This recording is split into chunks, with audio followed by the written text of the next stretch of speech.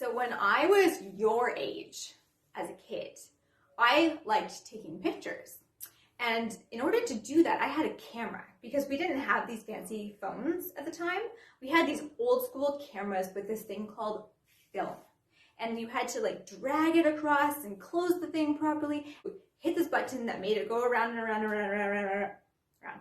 You had to put it in a little canister and actually take it to be developed. And the thing that you handed them was called negatives. And I have this picture on my phone that my friend Nellie took, and I wanted to get it put on a canvas. But now there's no film to rewind, there's no negative to have, but I actually had to take it to a store. I had to wait.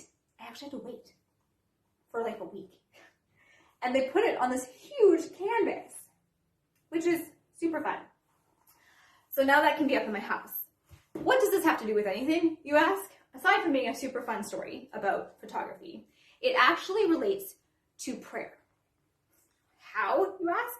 So in the Bible, there's a story of this guy knocking on a door and asking for bread from his friend because he's like, hey, I've got a friend back home. I have not enough food. Can you give me some food? And the guy's like, I'm sleeping. My children are sleeping. It's the middle of the night. Go away.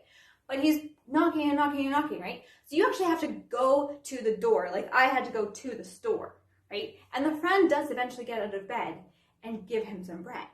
And that is what God does for us. We go to him and we ask, we make a request, and God gives us the daily bread. Now, I'm not talking actual bread. I'm not talking photos anymore. I'm talking about how Jesus is what we need. He is our daily bread, and we need him every day. That is how I want you to pray. Ask for him to give more of him to you, and he will.